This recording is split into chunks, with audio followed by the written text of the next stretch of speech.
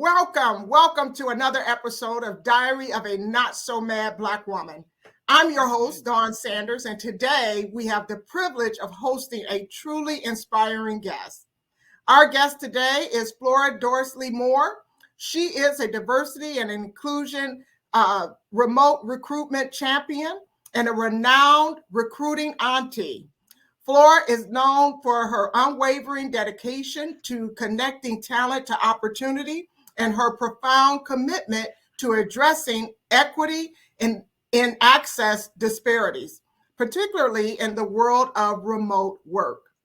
FLORE is passionate about curating resources for students, interns, and early professionals, regardless of age, race, or background, to thrive in remote work environments.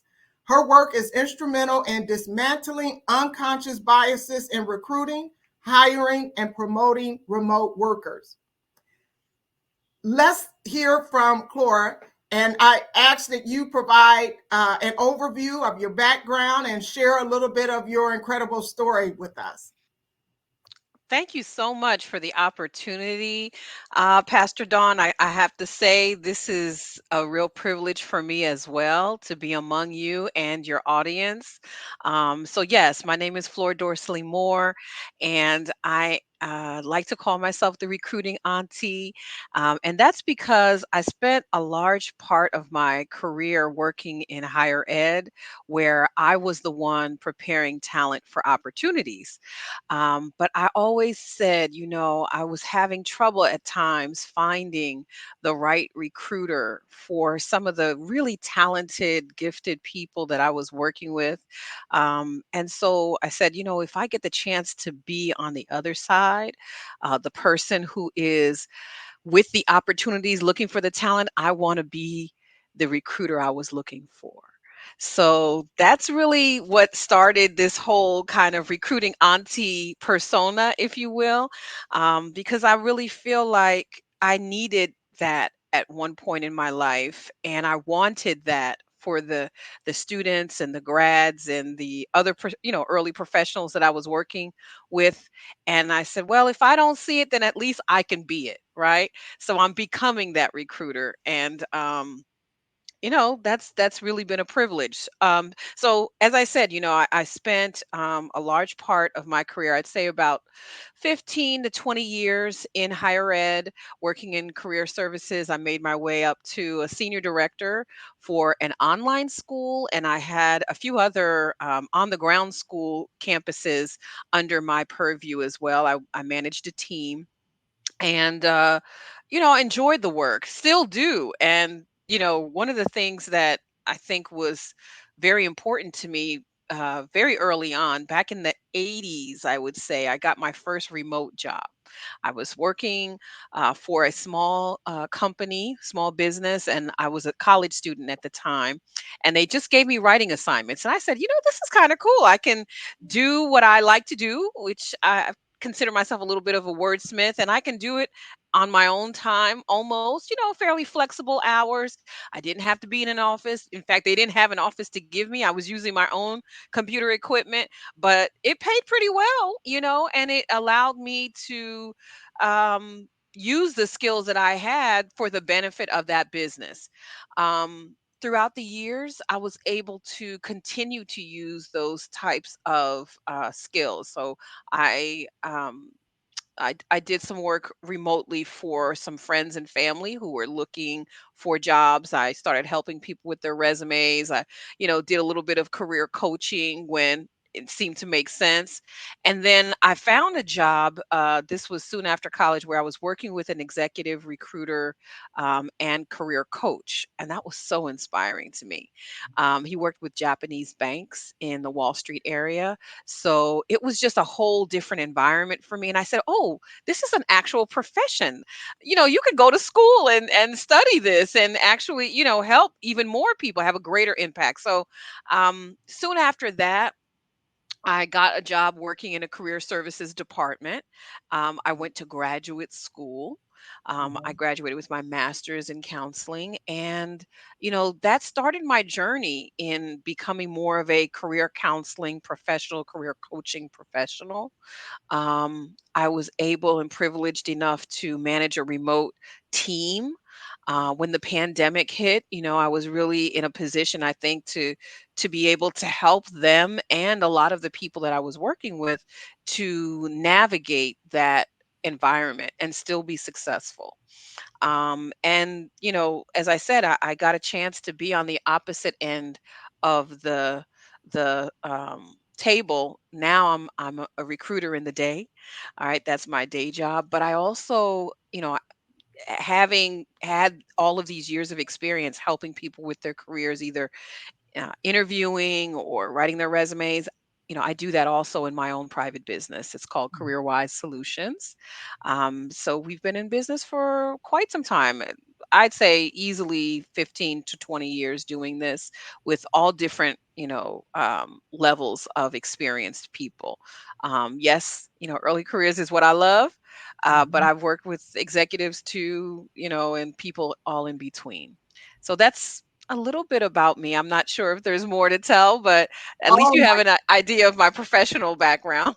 Well, I'll tell you this. I know you have some fascinating stories Oh, throughout your yes. journey and all of the things that you've experienced. One of the things that we like to do here on this platform is bring resources to our audience that they'll be able to utilize them.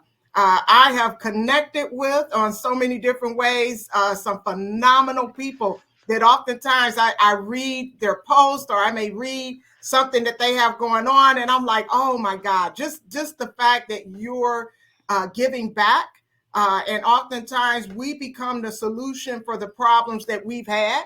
So Yes. I applaud that and I appreciate that.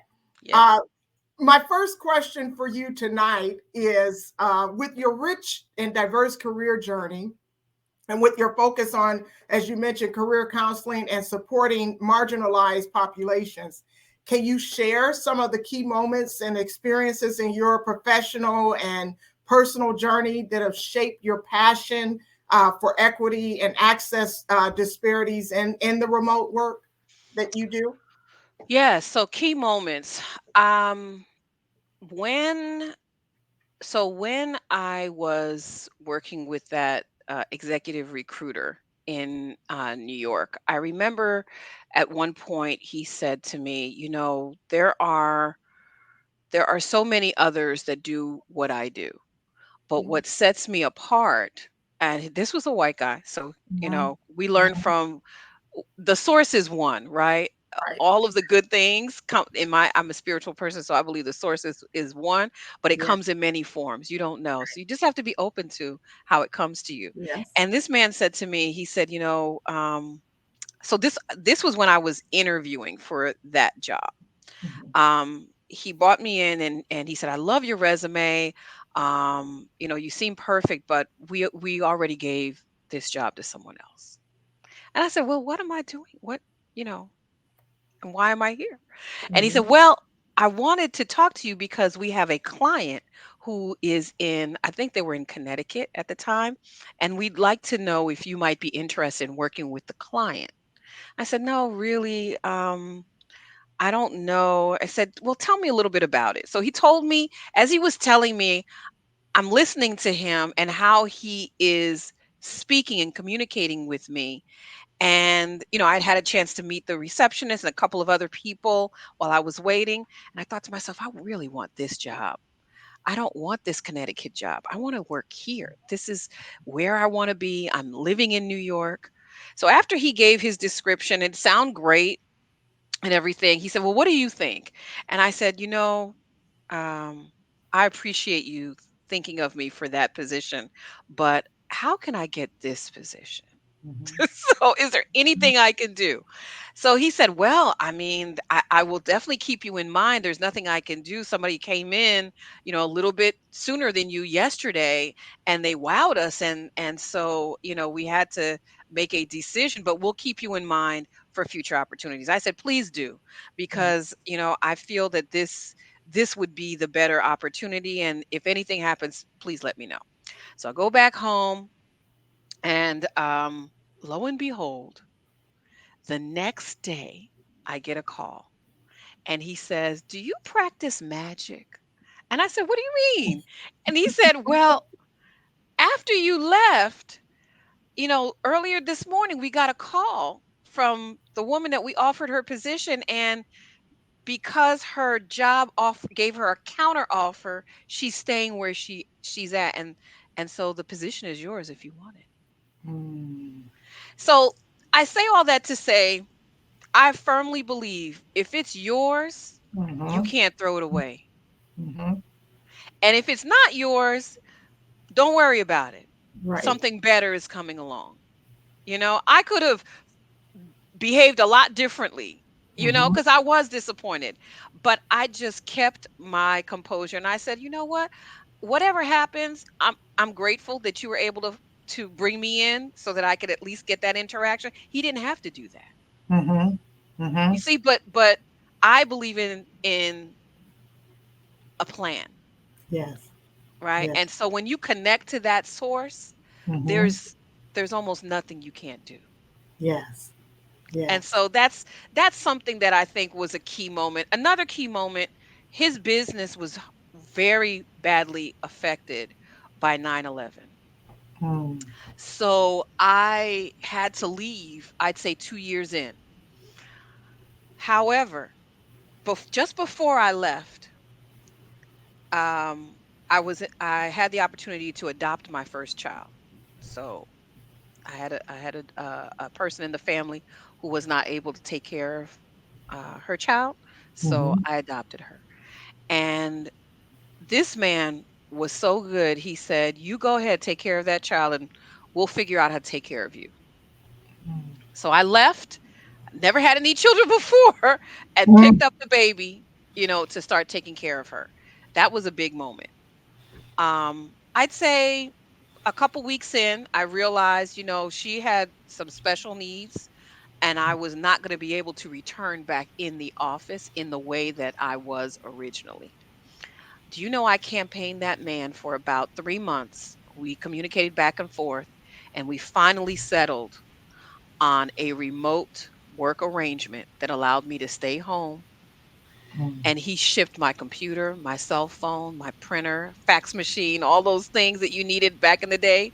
This Right. was this was in the 90s, to work from home while I was taking care of my daughter. And I just listening to you, that's so important to be able to have a voice, to be able to go for what you want, to be able to articulate it in such a way that it actually draws others in. It's just, I mean, it's just something about you and your, just your aura, your tenacity, right? You're like, okay, this is what I need. And you have turned that into helping others to do the same thing. I was thinking as you were talking about the remote opportunities, as I shared with you earlier, I'm in IT. So throughout my career as a consultant, I've had some positions where I've been remote. And during COVID, after that, I mean, it almost seems like a full circle moment, right? That Right. now jobs are shifting more in the remote arena, right? It's like that's just where we are. Yeah. Isn't that amazing? Yeah, so a lot of moms, there are a lot of moms out there that Yes. have children of Yes. special needs and even, Yes. just young mothers. I don't know if you can just shed light on a little bit more about that journey and how it helped you and some of the things that you did to help balance that work-life balance, working remote, being a mom with the Yes. with special needs on Oh top of my that. goodness. Yes, it was a challenge at first. But remember, I had had a little taste of it in college. Mhm. Throughout some of my jobs, I was a remote tutor. I did this writing type of work. So doing the administrative, executive sort of proposal writing, that's kind of what I was, like a business assistant for him. And I did do some of the work with their clients, preparing them to be presented to companies. Mhm. Is a headhunting firm. So I I just learned that, as long as I was able to meet his requirements, I could do it at whatever time that was convenient for me. So Mhm, my baby at the time, she had to go to the doctor certain times. She had to take a nap, had, to go through therapy. And I made it work so that I just knew when things were needed to be delivered, and organize my time in that way so that I could still meet those metrics and take care of my daughter at the same time. I didn't mhm, have anybody taking care of her. I really had a hard time finding the right person that I could trust. I was living in New York, but I didn't have any family in New York. So I was very disciplined, I guess is what I want to say, with the way that I organized my time. And I was also very grateful that he saw in me the trust that was there to be able to do it. Right now I manage a remotely distributed team. We're not even in the same state, mhm, right? mhm, And I don't measure their effectiveness in terms of hours. I said to them, and I mean it, the company requires you to put in your 8 hours. mhm, I don't care where you do it, because we don't have an office. We never will. So I don't care where physically that you do it, as long as it's in the United States. mhm, And I don't really even care when you do it, to be honest, as long as we are able to communicate when we need to. And we've been able to mhm. gain and earn that trust among each other, so that they know when they need me they can get me, and I know when I need them then they can get me as or I can get them as well, right? Mhm, mhm, And we work as a team in some ways that maybe not everybody thinks a team should work. Like, if you have this rigid view in your mind, the person starts at 9, they have to end at 5, it's not going to work. I feel for a remotely distributed team, especially in different time zones, think about asynchronous. I mean, does it have to be a meeting? Can it be an email? Can you send a voicemail or a video? Can you record a video screenshot of something that you want to show people, so that way they don't have to be with you the whole time? Is there enough trust? If you hire somebody you can't trust, why are you hiring them? right, You know, right. so I find um that as far as scheduling my time and making it work with my child, it gave me more freedom and flexibility, right? Mhm, But that also comes with discipline. mhm, So if you are disciplined, that actually, to me, creates more freedom in a lot of ways, mhm. because it just makes things easier for you to then be able to say, yes, I have time for this, or no, I don't have time. It's really what you prioritize. So I think, working remotely, for me, was a godsend, because I don't Mhm. know how else I would have been able to do it. We're finding now in corporate America that many leaders and executives are trying to build a model of operations around our new world, right? And the direction that we've gone in. The funny thing for me, I corporate America has been good for me in the sense that it has brought me financial stability for my family over the years, but it has also torn me down to the point, Mm, to some aspects. But I always say that corporate America is the ideation from someone's imagination. And the mm, evolution of that doesn't really map to where we are in today's society, but mm, sometimes things will force us to get there, right? And I mhm, think COVID kind of forced us to get, at least leaders in my arena, to understand that you can trust your resources. You can trust them to do the job. One of the things that I had a challenge when I was working remote with was not working, really getting that work life balance, because I was so mm. determined to get the job done that I Yes, couldn't pull away until I finished. And sometimes yes. I would be I get up at 5 anyway. I would be up at 6 in the morning working, and it's about midnight before I realize I haven't gotten out of the seat. So Wow. yeah, finding that balance is always, always important. Can But I I say want to, something a yes, little bit yes, about that? So, absolutely. one thing that I would say also about finding that balance is you really have to think for yourself what is a point of a good stopping point for you, because it's Mhm. different for different people. I would never say you have to work 8 hours and that's good, because most people, even when they were in the office, they didn't really work 8 hours. Same. Right. So but because you were physically there, it was probably okay, because people just thought, oh, she's in the office.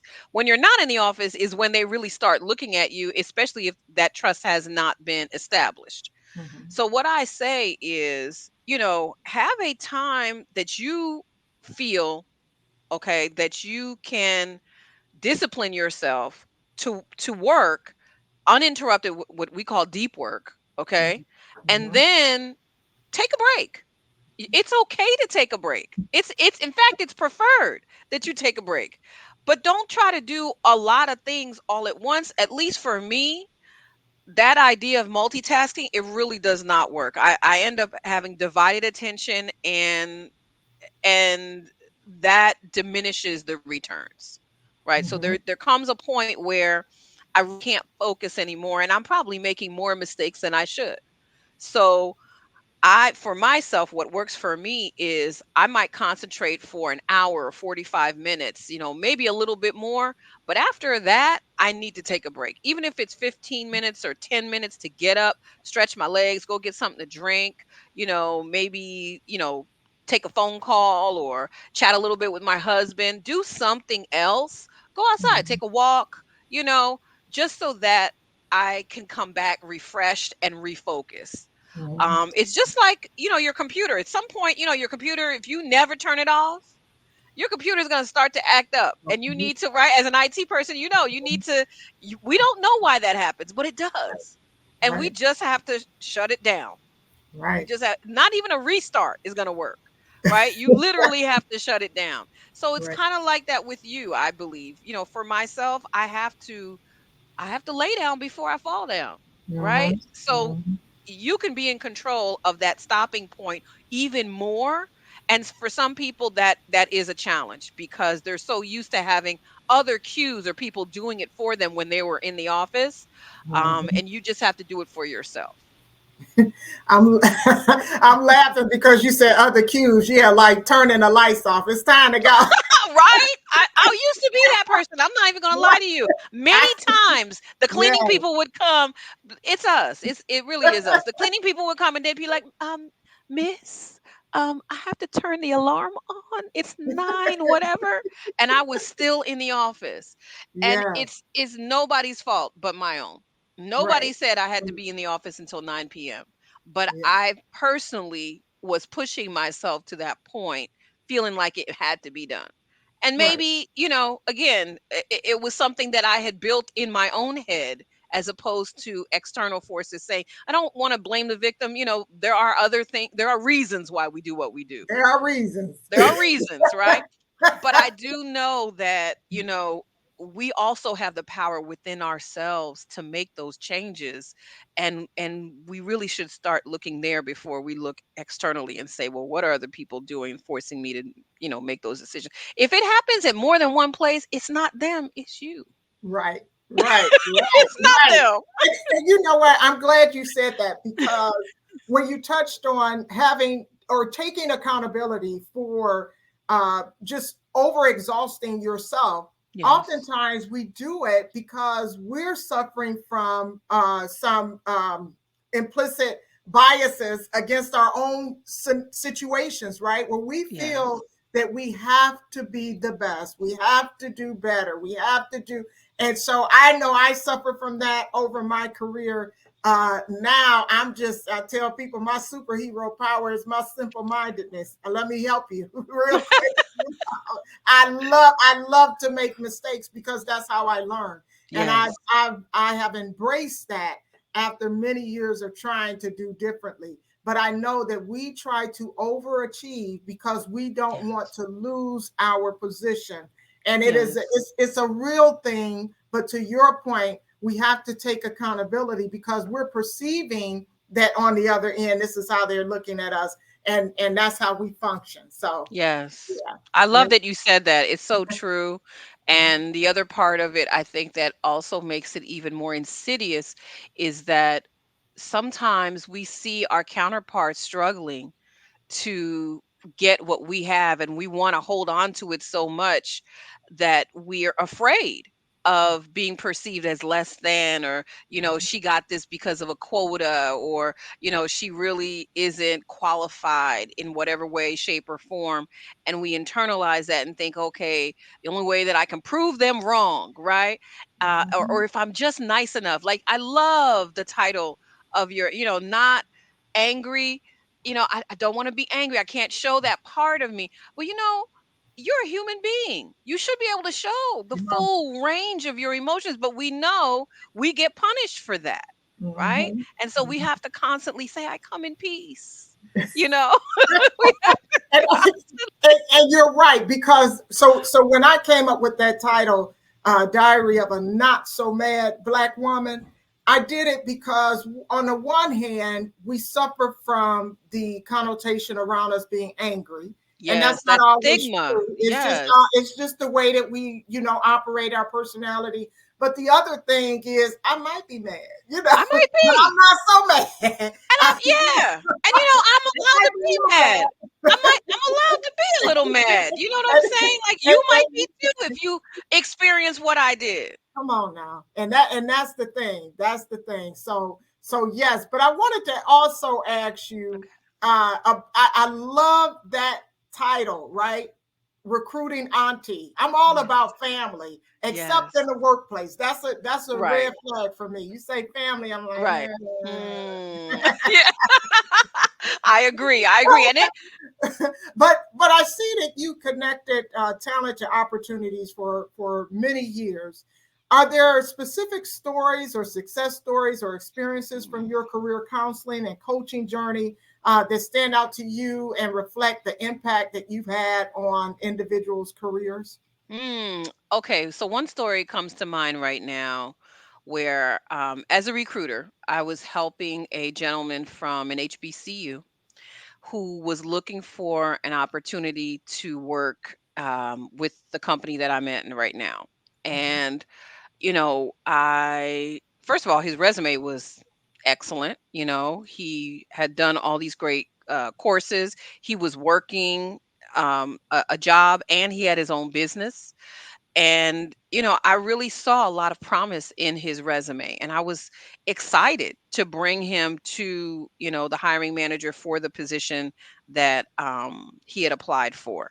Now, when I contacted him as the recruiting auntie, I said, listen, I'm going to provide you with a prep session before the interview so that we can talk about, anything that you might feel concerned about. I don't know exactly what they're going to ask you, but I know what type of topics that they could usually cover. So I want you to be prepared. And so when I did that session with him, I realized at one point that he had this resting face that looked, it's for a better word, disengaged. Uh-huh. Okay. Uh-huh. So I said to him, I said, are you nervous about this? And he said, yes, I'm very nervous. And I said, I can tell. I said, I want you, this is your recruiting auntie telling you, I want you to remember who you are. Remember who you are. Whatever happens with this, you are great. Mhm. And what is for you will always be for you, right? I see the greatness in you. And if they don't, that doesn't diminish the value that you bring. I said, I want you to walk in there. Well, he wasn't going to go physically, but I want you to be in that virtual interview with your head held high and Mhm. just do your best. That's it, you know? And I hope that he took that with him. He did not. He ended up, I wish I could tell you that he got the job. He did it. But he got later on another position. Mhm. Okay. And he called me and he said, Auntie, I got that position at such and such, this summer, doing something. It was IT related as well. Mhm. And I was like, congratulations, nephew. I'm so glad to hear that. And he said, and I remembered what you said. I remembered, you know, to be proud of myself and, not be so scared. And I said, that's all you need. And Mhm. so that's a story. I have another story. Again, someone that was interviewing with us for an internship. Mhm. And with that internship, there was a lot of attention, a lot of pressure. It was with our chief medical officer's position. And this person was non traditional. She was a career changer. She was actually a grandmother. Okay. Okay. But she was extremely qualified. She had been a nursing coordinator, recruiter. She'd worked in a lot of different areas in the health field. And like I said, it was with our chief medical officer working with a couple of the doctors in that department. And what I loved about her is that she also brought a different perspective because most of her family were veterans, and that was Mhm. a big area of service for that department, for our company, working with veteran services. So I said, you are unique in what you bring. I Mhm. said, I don't know too many people that are going to come to this role as an intern with what you bring. So I Mhm. want you to remember that when you come in, and just draw on those experience. Have your resume right there, because it might be intimidating for you. She told me she was scared, but I said same thing. Remember who you are. We come from Mhm. greatness, so there's Mhm. there's nothing that we can't do. Mhm. And I'm proud to say she did get the offer, and accepted it, and still with the company today. So one thing that I think is really meaningful to the populations that I serve is just knowing that there's someone not only like me who is going to, provide them with a little bit of that inspiration, if you will, but Mhm. somebody who's also thoughtful and intentional about creating those spaces, Mhm. right? Once they get in.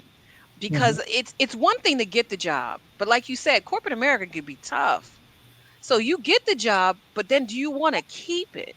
Right. Do you want Right. to keep it? What have they done to prepare a place for you? And if they haven't, what are you going to do to prepare a place for you and for the others coming after you?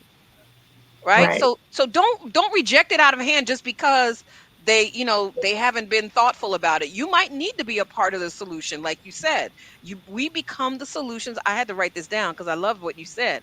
We become the Mhm. solutions for the problems we've had. Right. Right? So Absolutely. I love that. I really so those are two stories that come to mind. I don't know if they're if you need more, if you're thinking of others, but those are the two ones. One was And a those career are, changer. yes, those are great stories because one, to be able to authentically be yourself. I love how you once again use the term auntie because I've had some aunties on both my mom's side and my dad's side. And one thing about my aunties, they didn't play about us and they That's didn't right. play with us. Yeah. So Yes, I tell you the truth. and so we always felt comfortable to be ourselves, no matter who that was. They promoted us. They promoted the concept or the ideal of being yourself. Because when you are your best self, like you said earlier, you can produce and perform at a greater level. So I appreciate that. I'm telling you, sometimes we go into these workforces and into these places and we cannot be ourselves. I hear a lot about code switching. Back in the day when we were doing it, it didn't have a name. But It as didn't soon have a as they name. put a name on it, Right. I said, yeah, but we kind of have to.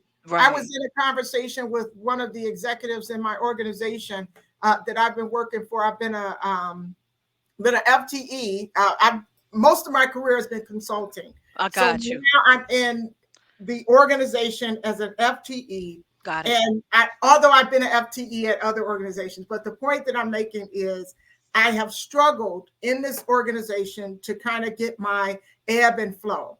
And Hmm. so with that, I have I'm trying to be an interviewer. I don't know how good I am, but I love to ask people questions. So Yes. when I find people who have been tenured through the organization, I ask them the same question about the organization. But I Yeah. was sitting with this executive, and he finally cracked the code for me.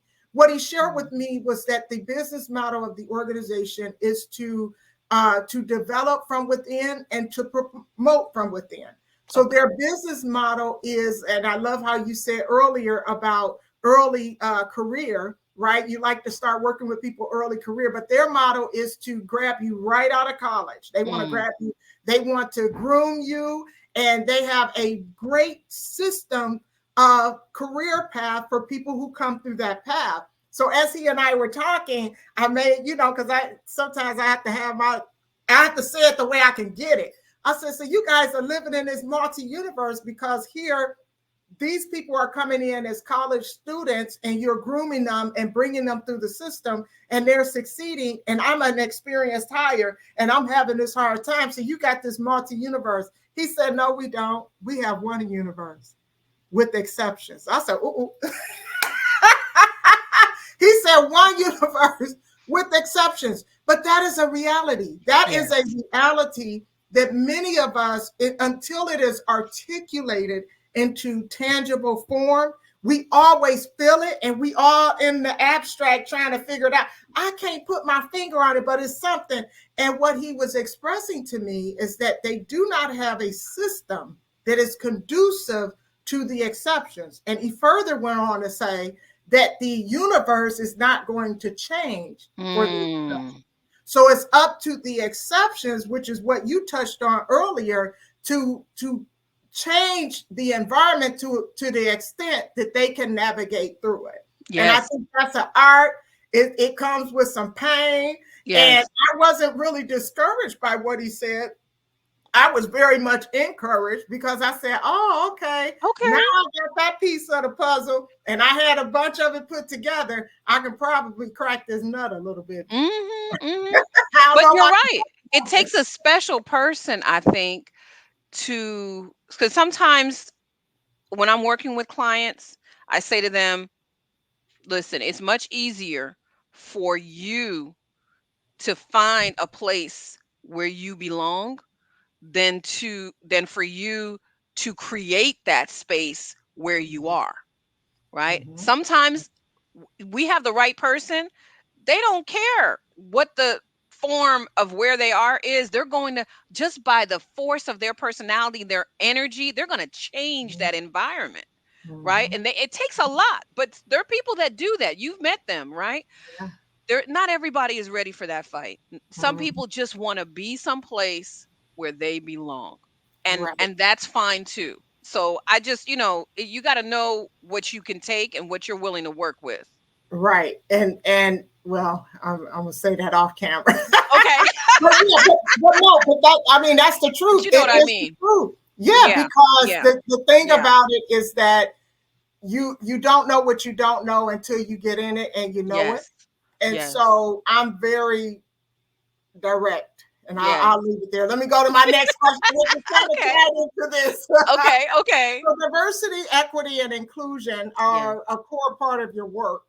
Mm. Can you share some of the programs and initiatives that you've created and supported that have successfully addressed diversity, equity, and inclusion in career outcomes and remote work? Because when I was thinking about this, I said, now, if I'm remote and in my remote teams, we've had some challenges with personalities and Mm. maybe some dysfunction, but I feel Mhm. like I've gotten along better with the remote teams, than so can you address that and how it is impacted with that diversity and inclusion in those remote uh, work areas? Workspaces. Yeah. Okay, so two things. One, I'm very active in professional development organizations. So I am a member of the National Association of Colleges and Employers. So as a member of that organization, I was involved in setting up a couple of these affinity groups, and they're kind of like ERGs, employee resource groups, but Mhm. for the organization, right? So one of them is the people of color. Um, affinity group of the National Association of Colleges and Employers, and then the other one was the Online Career Services Professionals. So with those two groups, I was helping the association to address the needs of those particular members. So on the Online Career Services Professionals Affinity Group, that, believe it or not, has been a very marginalized part of the college and university experience for administrators, faculty, and students, right? It had a big stigma for many years. You went to an online school, oh, it must not be that good. You must not be that smart, and your degree must not be worth anything. um, I think we saw with COVID and even before COVID, you have Penn State that has an online, school, not just online courses, right, or online programs. So you have a lot of organizations and institutions that had to really kind of turn around and pivot on a dime and start to create these ways to continue their business, because education is a business. Let's be clear. So being a part of that group, I didn't really see that until we really started doing some of our programming that was helping people. How do you engage with students remotely? They didn't really think about that. How do you, work with them in terms of their, academic achievements? What does a virtual internship look like? And how would you be able to create an experience that still is high touch as well as high tech, right? So just looking at different things that we could provide, resources, um, webinars. We brought experts in. I did a few sessions myself, talking about how it is that we're still able to provide great learning experiences, great internship opportunities, and so forth in a remote atmosphere. When I was working at the online school as a senior director, I worked my way up. I was a counselor first, career counselor, then I went into the director, and then I had my team as the senior director. And I can say that I met maybe a handful of my students and grads. So I was still able to place them, still doing employer development, still doing all of those things that the on the ground schools had to do, but I did it in a remote and asynchronous fashion. So, really kind of creating that space for those professionals to develop and showing them, these are those best practices that you can also do. On the people of color side, it was a really great nurturing environment because, again, it's a big organization, thousands of members, tens of thousands of members, but people of color were not in the leadership in the same way for many years. I've been a member of that organization as long as I've been in higher ed.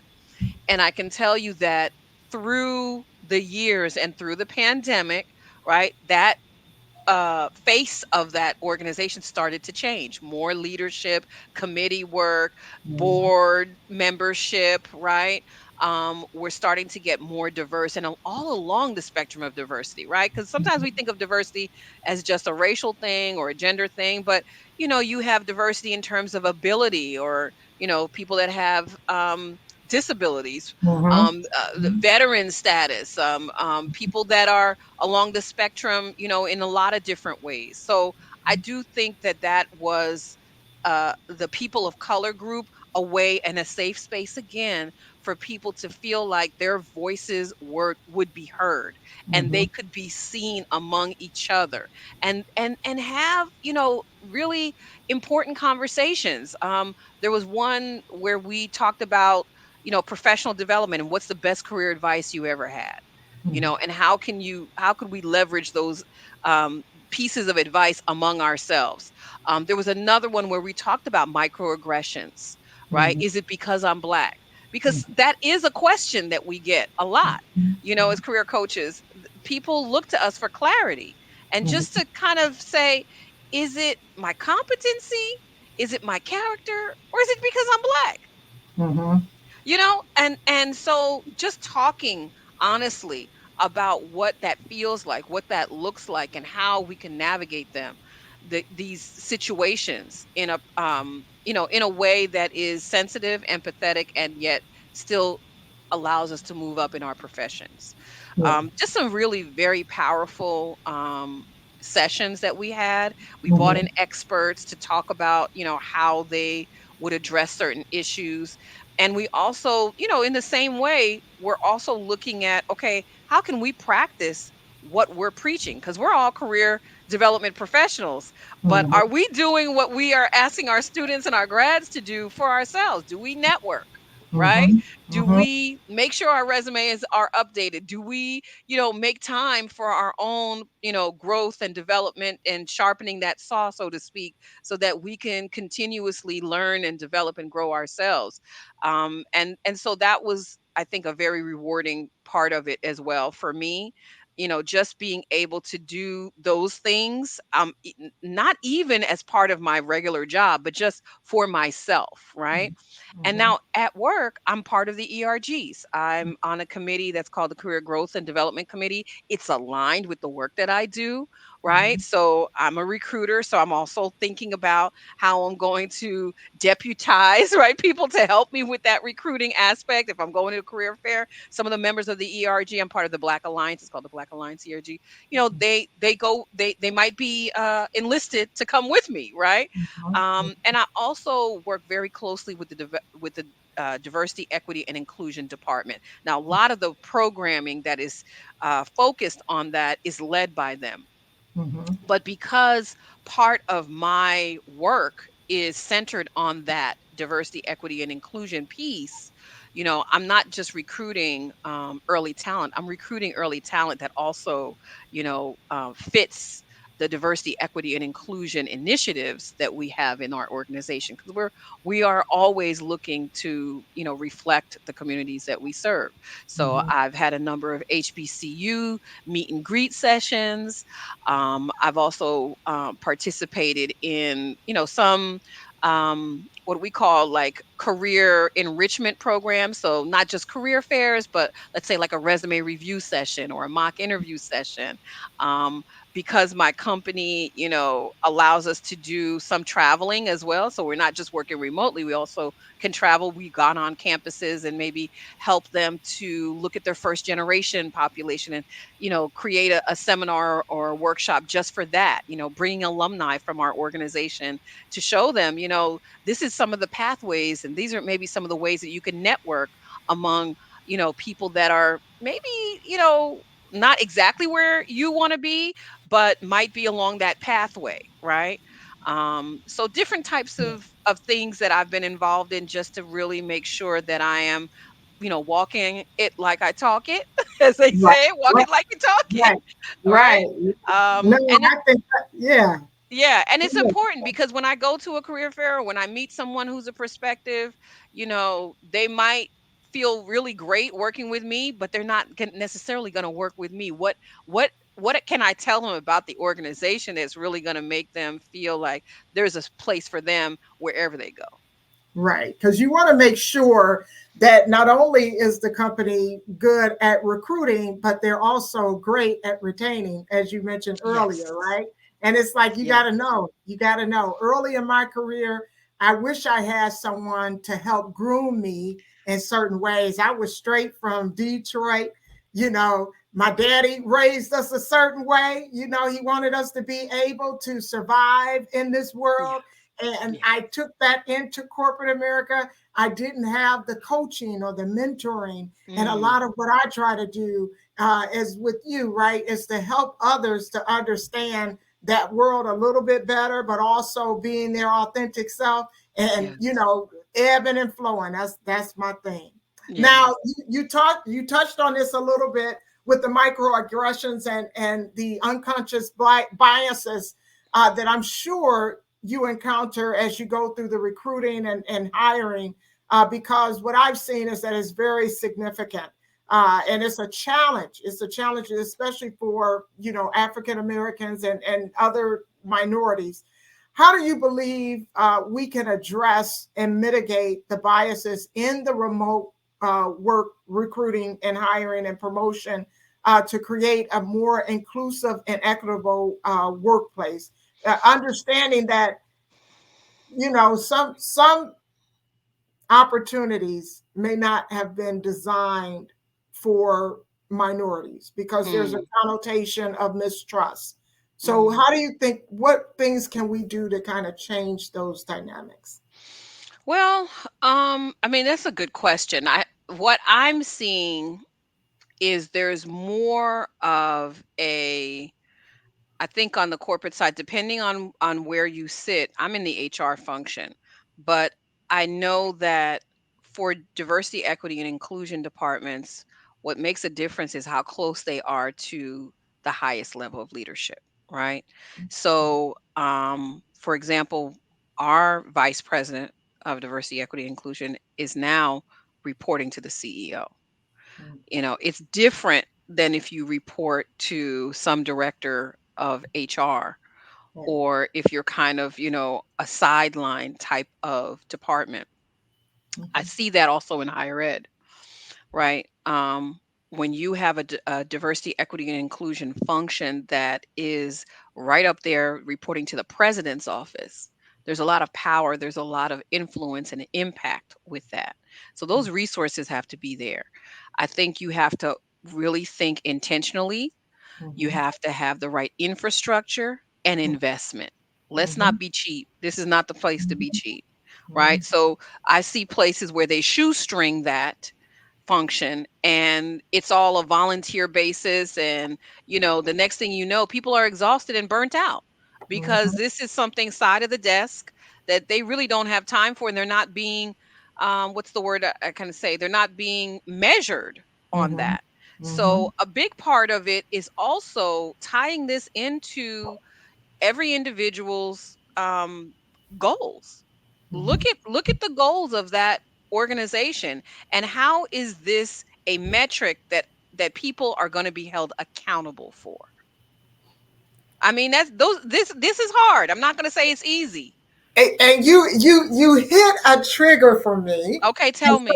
so I'll say it in the most discreet way that I can. I'm just going to say I know of an organization that um, may have shown an interest in ensuring that they reflect their consumer base in their employee assets. Right?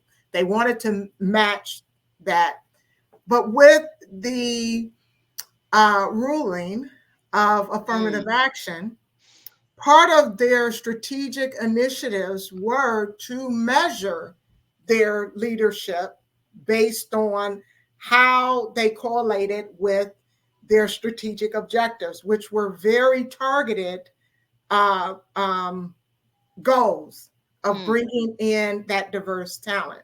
mm, Since the affirmative action ruling, I'm not going to say that they've had a change of heart, mm. but they are very cautious with how they communicate and articulate, and they completely had to remove the Wow. metric of this is how you're, as a leader, how you're measured in your performance because of that specific ruling. What are your thoughts? Because I I mean, I don't know. So this ruling, from my understanding. Okay, so these are my opinions, right? This is not my employers, but from my understanding, this ruling had to deal with a very specific situation. It is a college admissions college ruling. say it. So yes, it's going to cause some disruption for that environment. How would you then extrapolate that you now need to step back if you needed to do what you needed to do to better serve your customer? You probably need to do it even more now, right? So what is this, stepping back? Because you know but I do see this happening. So I'm getting ahead of myself. I do see this pushback. I'm glad you brought this up because I see Yes. this pushback against DE&I initiatives overall happening, right? We had this, again, this is my opinion, so please don't, and nobody in corporate get to me. Right? But I'm just saying my thoughts are, you have these statements that were made by, on Twitter, okay? I don't know if Mhm. you know recently, right? Mhm. Where, oh, this is like reverse discrimination, and that, Mhm. it's against, it's not fair in some ways, or what Mhm. have you. And Mhm. and what I say to that is, okay, there is no way that you can tell me that everything is equal now. It's not. It's Mhm. not. And really, when you think of centuries, Mhm.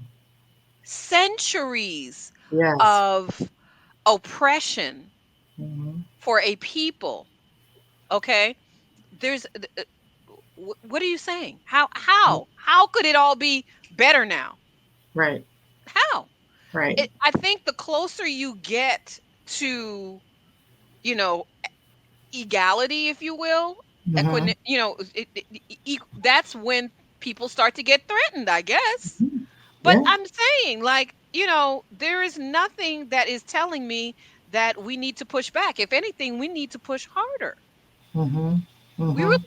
do. And listen, if you're really, as I read this also, if you're really qualified, what are you Mhm. afraid of? Right. What are you Right. afraid of? Right. See, the thing is, despite centuries of oppression, we are great. Mhm. That's the threatening thing. Mhm. You can do whatever you want to my body, but you will not kill my spirit, Mhm. or that of those that came before me. And that's what is threatening. Mhm. Right? But the people that are confident with what they have to bring, this should not phase you at all. Not a little bit. Not in And a the, little bit. and the thing that gets me about this whole dynamic is that where I am currently, there is a cultural understanding that they hire the best of the best, The and best of the best. in their mind, because they are assessed based on an aptitude test, many of which have taken maybe 10, 15, 20, 30 years ago. They feel that they have a superior level of intellect by which qualifies them to hold their job. They have the right to have their job, or they're entitled to They're their entitled. position. And I was having a conversation. This was with another leader, because I love to talk now. I just love, because I'm so intrigued. Sometimes I just look in my mind. I think, God, you and your infinite wisdom Wisdom. created this world with all of these many, many people, and you Yes. have people who really in their mind think that one attribute of their full person affords them the right to be entitled to be superior to someone else. And in Say my it. mind, that is backwards thinking. My husband, I don't know if I Say can it. say the term. He always be talking about a backwards click. He be like, that was at a backwards click. That's a backwards click. It You is. mean to tell me that you think that because you're smart, based off of an aptitude test you took out of college, where your brain was probably fresh, you know, that you are entitled? And what I was when I was having a conversation with this individual, I was saying, well, I may not present as an intellectual, but one thing about me is that I will take the most complex thing and bring it to a place of simplicity that I can teach others. Yes. Now, in that, You have to be I smarter to do count that. myself because Yes. I know where it came from. Yes. You But have to to help be me smarter to do that. understand, right, that intellect and intelligence comes in many different Many forms. different But forms. when you are in that corporate environment, it is very difficult to be able to, be liberated. And I grew up in a neighborhood. Like I said, I grew up in Detroit. I grew up around a bunch of gangsters. My dad was a man of means and probably never worked a 9 to 5 until towards the end of his life. but I grew up around some of the most intelligent men I ever met in Yes. my life. Some Yes. of the most, I mean, smart men. Genius. Grew up with them. That's why They I s- come I, lo- into corporate, and I'm like, I love hearing that what you're saying because I love our people. Let mhm, me just say that. You really have to understand mhm, and love our people. And yes, there's just people that just don't. They just don't. They never will see it. They probably never had that experience, and so it's very sad really to have such a small mind of mhm, what intelligence looks like. mhm, We know genius comes in many, many forms. mhm, And you know, I'm not saying that there isn't genius in all different obviously you have to understand that when you say I want to hire the best of the best, mm, be clear right, what that means. right, All right? It may not come in the package you think it comes in, but mhm, all the people that I see, at different, minority serving institutions, like greatness is everywhere. It's not regulated to a GPA. It's not, again, these are my opinions. it's the truth. It's the It's truth the though, truth. okay? Yeah, It's not yeah, regulated to a yeah, GPA. It's not regulated to a school, a geography, a skin color, mm, okay? It's not regulated to a test score. It's not regulated to any of the things that you think it is. right. So when I say to you that it is access that is the problem, Access. Yes, okay? yes, It's yes. access that is the problem. You have Mhm, to understand when you open up that aperture, when you open, that lens, when you widen that lens, now you are truly going to see what greatness is. You will yes. really get an understanding. If you thought that intelligence was a number, I'm so sad for you. I hate that for you. Okay. Hey, I hate that for you because how listen. small is your experience of humanity to think that, Mhm. right? Yep, yep, yep. Take my grandmother. My grandmother graduated from high school, and she was a very intelligent woman who could navigate through their world, but I'm not sure they could navigate through her. Through Coming hers. from McDonough, Georgia, Do it. they were eating that Say it. red clay, and Say it. all that they Yes. had to do Think and about it. surviving in What the what world that didn't welcome them. let me tell you, I get chills when I think about Harriet Tubman. Yes, yes, Think yes, about, right? Think about George Washington yes, Carver, right? yes. Who said that the plant spoke to him and Mhm, saved mhm, the South. mhm, Okay, I'm mhm. just saying, you know, centuries of oppression and still, as Maya Angelou said, and still I rise. Yes, yes, All right. So yes, that's the genius that we're dealing with today. Okay. yes, yes, We are yes. the descendants of that. Mm, So mm, there's nothing you can tell me that's going to say, you know what, that person can't cut it. Who says? Where? Who? How? right, right. We're creating, more and more obstacles, and yet and still people are still rising.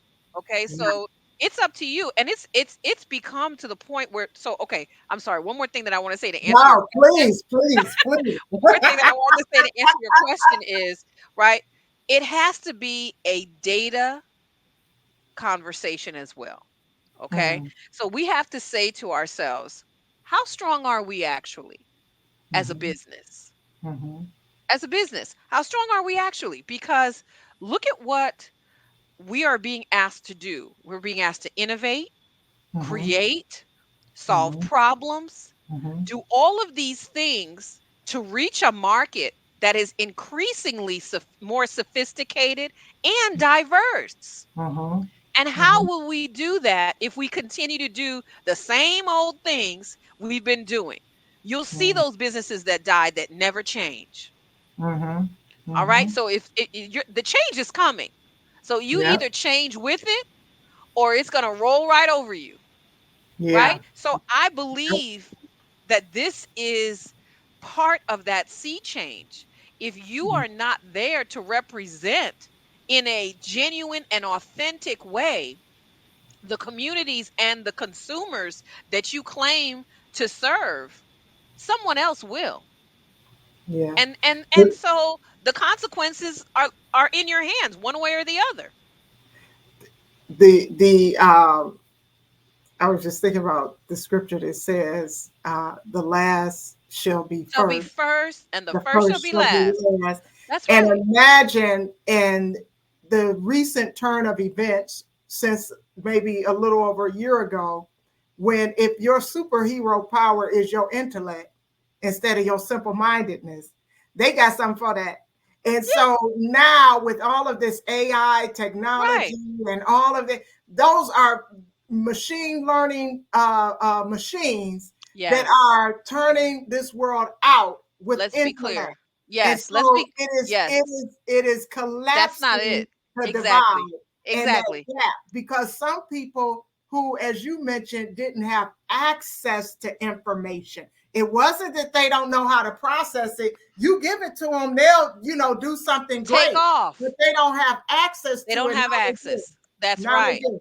And That's this is right. why some people somewhere They're have nervous. some idea, and trust me, they're behind the scenes coming from the marginalized ones and saying, Yes. look, what you think about this? Maybe you can Yes. start using this and I'll I fund this love and it. I'll I do that love our because they people. know innovation is coming. It's And what is coming. going to change this world over the next 20 years is going to come out of the brilliant minds of those who are simple minded. Yes. And another piece of it, you get me so excited because one thing that I know the college, okay, again, this is my opinion, the Mm-hmm. colleges and the universities, right, are very nervous about is Mm-hmm. that they're out there, right, trying to train people on how to learn programming. Mm-hmm. Okay, different languages, right? You're in the IT space. What are you going to do when the machines can program themselves? Mm-hmm. Mm-hmm. Mm-hmm. It's Okay, coming. so it's here. It's here Mm-hmm. in many ways. So I Mm-hmm. do want people to think about this. Don't be afraid of being not being technical enough. Be afraid of not being human enough. Right. Right. Be afraid of that. Because if a machine is going to take over your job, do you have a job at all? Right. Right. Right? So there's things that I do when people I posted this on LinkedIn not long ago, and it was a post about people asking me, am I afraid that AI is going to take my job? Right? Mm-hmm. A lot of people that say that, I don't think they know what my job is. Okay. and Mm-hmm. and I say to them, I think you need to explore AI like I do. Mm-hmm. All right. Mm-hmm. I I believe that the creator will never be afraid of its creation. Okay. I Mm-hmm. created it. Mm-hmm. Okay. So in Mm-hmm. the same way that I created it, I know how to uncreate it too. Right. And I should also know the difference between what I can do and what the machines can do.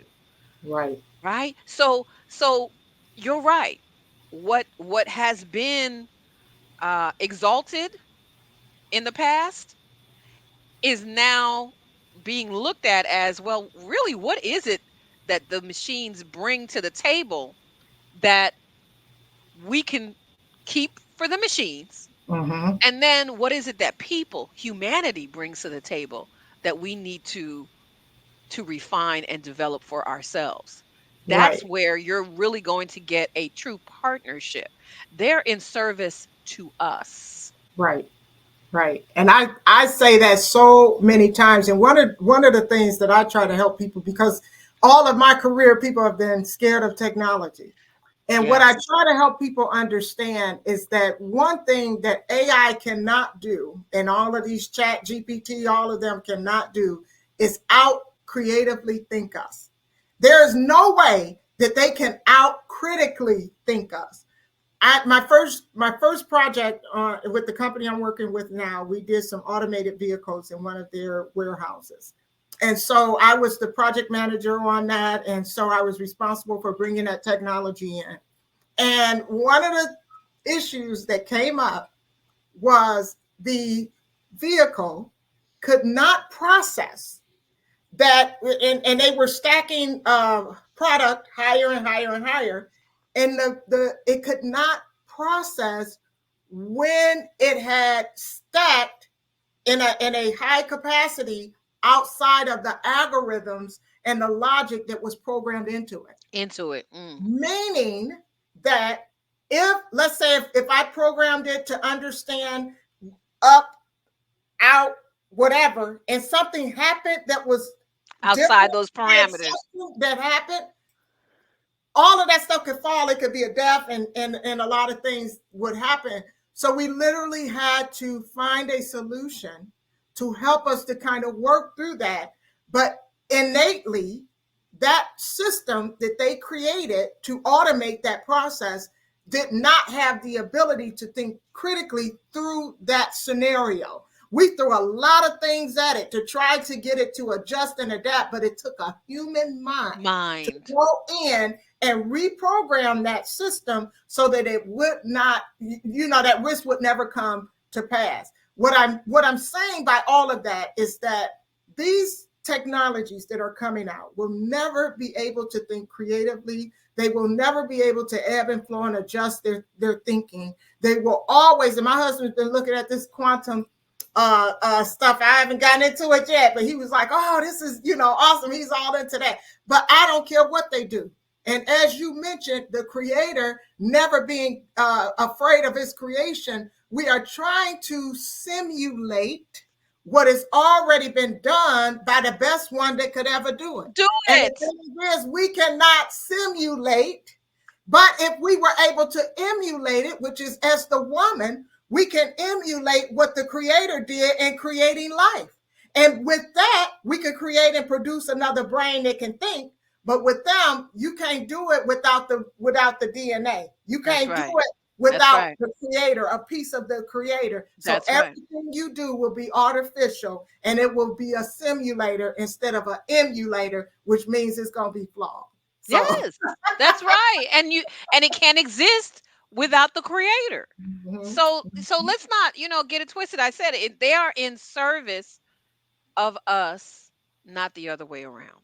Right. And so, I agree with you. I'm glad I'm talking to a techno, expert here, because I'm not, but I do get that question a lot, and people are afraid, and I understand that, because you will fear something you don't understand, right? It seems foreign to you. You might feel like, oh, your job is in jeopardy. There's no value to what you do. A lot of the work that I do working with clients is really just assuring them that, yes, you do have value, because they've been so beat down for so long. They really don't know what is something that they can bring that is a value, that is a resource that they can capitalize on, because they just feel like there is no place for them. They get it competency wise, and then they also feel it, just being who they are. So it's good work, and it's meaningful to me. Yeah, use it as a partner, and companies will figure it out. They'll figure That's it out. Right. That's right. Don't be afraid of it. Don't be afraid. Learn it. Learn it. If anything, it's free out there. Get on the Chat GPT and play around with it. You can't break it. Trust and believe. They're not making it for you to break. Trust and believe. I worked for many, many companies. People used to look at me and think I was the Grim Reaper when I was coming, because my job was to analyze processes, automate, and eliminate jobs. But what most companies have learned, and many companies I work for, maybe 2-3 years later, they bringing folks back. Yes. Yes. So what I tell people is, listen, you might eliminate some jobs, but you're going to create others. Focus on those. Yes. Right? There's always opportunity for good people. So just create, have faith in yourself more than yourself, have faith, because there's more than what you're seeing that's happening, right? We see things on one level, and there's other levels in which things are happening. So have faith. Yeah. Well, I can talk to you all day. Yes. As we wrap up, can you give us give us an ideal a look ahead. What do you have going on in the future? Your aspirations? How can Oh, people get in touch with you? And okay. you know, let us know what's going Yes. on. Okay, so my website is careerwisesolutions.com. I am, really I post a lot on LinkedIn, so connect with me there. And then it's Flora Dorsley Moore, on LinkedIn. And then I do have a couple of things coming on where I am looking at developing a blog. I don't want to say exactly when because to be honest, I post when I can. Pretty much every day, every other day, you're going to see a post from me Mhm, on LinkedIn. That's where I put a lot of my efforts. I have some writing as well on there. mhm, Um, I don't know exactly what else that I can say right now because I have a couple of things that I'm working, some projects that I'm working on. I mhm. haven't finalized them yet, so I can't say yet what is going to happen, but look to have something in the new year from me. Yes, yes. Well, I want to thank you so much for coming and talking to the Thank people on you. this platform. It has been an honor for me, Me and I too. hope you stay in touch. And I look Yes. forward to seeing the things that you got going on. Thank you so much. I Thank appreciate you. the opportunity. All right, thanks. All right.